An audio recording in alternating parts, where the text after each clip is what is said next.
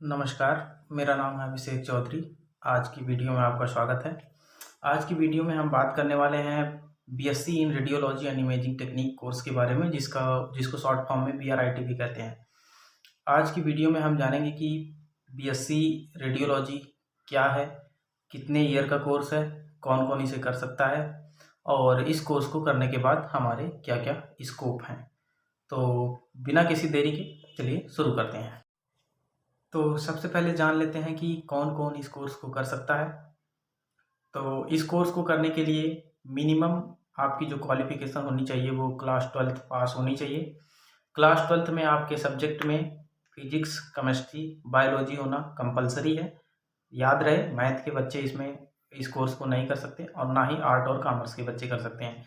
12th में physics, chemistry, biology as a compulsory subject. BRIT 3 year का under graduate course है। 3 year में 6 semester होते हैं और 6 मंथ का इंटर्नशिप होता है। 6 सेमेस्टर पूरा करने के बाद आपको इंटर्नशिप देना ज़रूरी होता है, क्योंकि इंटर्नशिप पूरा होने के बाद ही आपको आपका फाइनल रिजल्ट मिलता है। तो इस कोर्स को करने के लिए आपने योग्यता जान ली है कि 12th पास होना चाहिए, मिनिमम एलिजिबिलिटी। तो अब हम बात कर लेते हैं इस कोर्स का एडमिशन प्रोसेस क्या है, कैसे इस कोर्स में एडमिशन होता है। इस कोर्स में एडमिशन के लिए नीट का एग्ज़ाम नहीं देना होता है, जिससे काफ़ी लोग डरते हैं कि नीट का एग्ज़ाम अब लगभग बीएससी नर्सिंग में भी लागू कर दिया गया है। तो इस कोर्स में अभी ऐसा नहीं है। इस कोर्स में कुछ इंस्टीट्यूशन हैं जो अपना खुद का एंट्रेंस एग्ज़ाम कराती हैं, कुछ इंस्टीट्यूशन हैं जो मेरिट बेस एग्ज़ाम कराती हैं। अगर आप उत्तर प्रदेश से हैं तो उत्तर प्रदेश के लखनऊ में 2 कॉलेजेस हैं, एरा मेडिकल यूनिवर्सिटी और एक है इंटीग्रल कॉलेज। इन दोनों के अंदर मेरिट बेस पे एडमिशन होता है।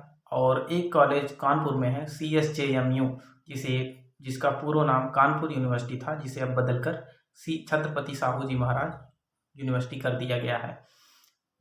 तीनों में ही मेरिट बेस पे एडमिशन होती है। अब हम बात कर लेते हैं कि इस कोर्स में एडमिशन के लिए कितनी फ़ीस लगती है और इसकी फ़ीस स्ट्रक्चर क्या होते हैं। देखिए, फ़ीस स्ट्रक्चर की बात करें तो हर इंस्टीट्यूशन का अलग-अलग अपना फ़ीस स्ट्रक्चर होता है। जैसे लखनऊ के इंटीग्रल कॉलेज में 90,000 पर ईयर है। एरा में आप चले जाएँगे तो वहाँ पे 1 लाख पर ईयर है। और अगर सीएसजेएमयू कानपुर यूनिवर्सिटी में जाएँगे तो वहाँ पर फ़ीस इसकी 66,200 रुपये पर ईयर है। तो फ़ीस हर इंस्टीट्यूट की अलग-अलग होती है। कुछ लोगों की कम होती है, कुछ लोगों की ज़्यादा होती है। एक ओवरव्यू आप देख सकते हैं फ़ीस का, 60,000 से लेके 1,30,000 तक इसके रेंज में फ़ीस आती हैं। अलग-अलग इंस्टीट्यूशन के अलग-अलग फ़ीस हैं। अब हम बात कर लेते हैं इस कोर्स के स्कोप के बारे में कि ये बहुत ज़रूरी है कि बीआरआईटी करने के बाद आपके स्कोप क्या है, आप किस सेक्टर में जॉब कर सकते हैं, कहाँ पे जॉब कर सकते हैं, आप कितना एक्सपेक्ट कर सकते हैं पर मंथ। तो जैसा कि इस कोर्स के फुल फॉर्म से ही क्लियर है कि BSc in radiology and imaging technique, तो आप इस कोर्स को करने के बाद एक रेडियोलॉजिस्ट बनते हैं। आप लैब में काम कर सकते हैं। लैब में जैसे कि आप एमआरआई कर सकते हैं, सीटी स्कैन कर सकते हैं, एक्सरे कर सकते हैं या फिर अल्ट्रासाउंड कर सकते हैं। इन सब के आप लैब में काम कर सकते हैं और आप खुद का लैब भी खोल सकते हैं। ये बहुत ज़रूरी हो जाता है। बीआरआईटी करने के बाद आप खुद का एक लैब खोल सकते हैं। आप खुद की एक्सरे मशीन, खुद की अल्ट्रासाउंड मशीन ला करके खुद का लैब खोल सकते हैं। अगर आप भी चाहते हैं कि आपका खुद का लैब हो तो आप ये कोर्स कर सकते हैं। अब हम बात कर लेते हैं कि इस कोर्स के जॉब्स के बारे में और पर मंथ सैलरी आप कितना एक्सपेक्ट कर सकते हैं। तो आप सभी जानते हैं कि जब 3 साल का कोर्स पूरा हो जाएगा और 6 मंथ की इंटर्नशिप होने के बाद आपकी कॉलेज में ही प्लेसमेंट होती हैं, लेकिन सभी बच्चों का प्लेसमेंट नहीं हो पाता है। कुछ लोगों को कॉलेज के बाद ऑफ कैंपस प्लेसमेंट में जाना पड़ता है।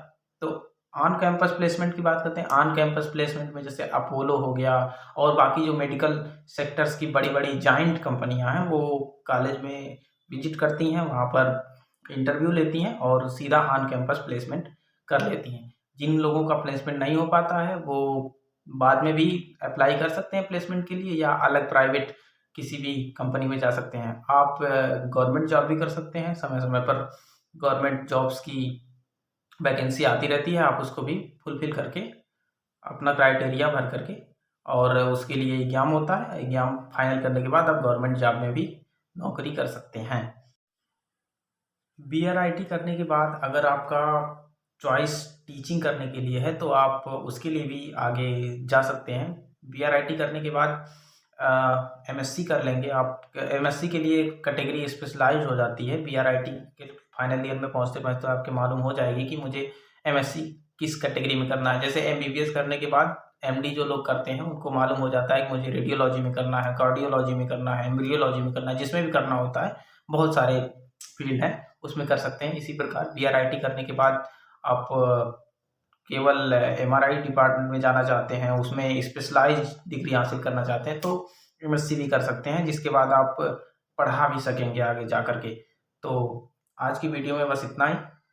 चैनल पे नए हैं तो चैनल को सब्सक्राइब कर लीजिए, बेल आइकन को ऑन कर लीजिए और समय-समय पर आपके करियर से रिलेटेड और ऐसी वीडियो आती रहेंगी जिसको आप मिस नहीं करेंगे। चलिए, धन्यवाद।